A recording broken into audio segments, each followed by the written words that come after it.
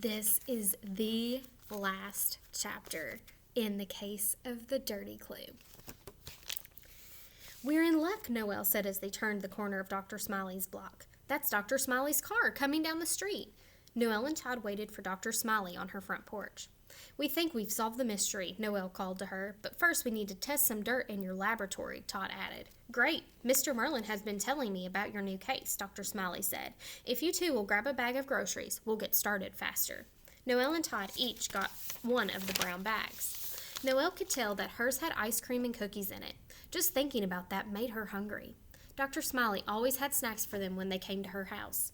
After they put the food away, Noelle handed Dr. Smiley the envelope with the red dirt. "I'll go set up the lab equipment," Dr. Smiley said. "I'll also call Mr. Merlin and tell him to bring over the soil sample from Misty's bicycle."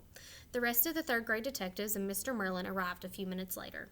Dr. Smiley said, "First, I'm going to test this sample of red soil that Noelle and Todd got from the bottom of the white car.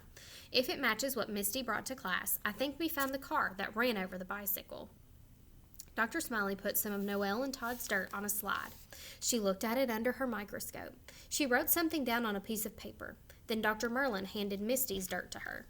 She put some of it on a slide and looked at it underneath another microscope. When she finished, she took another look at the first slide.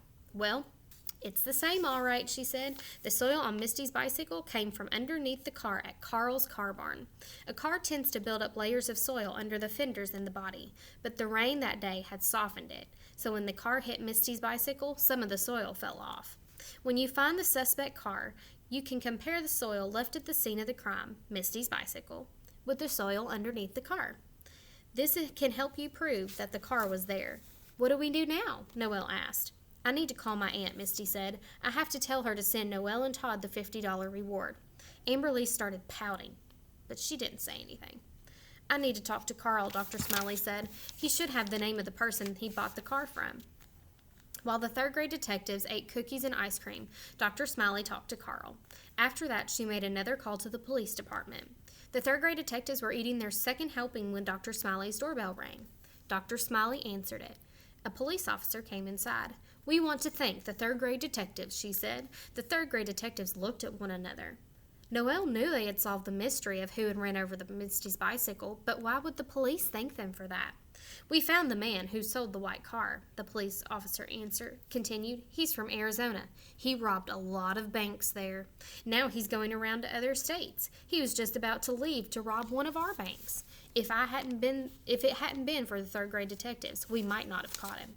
"Oh, wow. Mr. Merlin and my dad read about him on the computer several days ago," Noelle said. "I should have paid more attention." Mr. Merlin grinned. "When I realized that Misty's red dirt was from Arizona, I wondered if the person who ran over her bicycle might be the bank robber." "And that's not all," the police officer continued. "There's a big reward for his capture." The third-grade detectives cheered. Noelle knew she had to say something. She had decided to do it when her list of things to buy reached 10 pages. "I think we should give all the reward money to our school, including the $50 from Misty's aunt," Noelle said. The rest of the third-grade detectives agreed.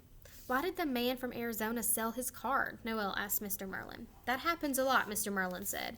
"A criminal comes to a town to commit a crime, but he does something like run over a bicycle that might cause people to notice his car. The criminal realizes he has to get rid of that car, so he trades it for another one.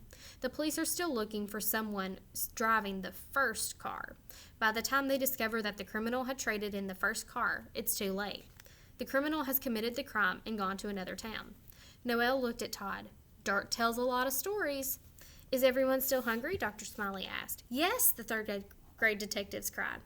"Well, we're going to have chocolate ice cream, crushed cookies, and gummy worms," Dr. Smiley said. "What's that called?" Noelle asked. "A dirt sundae," Dr. Smiley said. So they solved the mystery, and that is the end of the case of the Dirty Clue.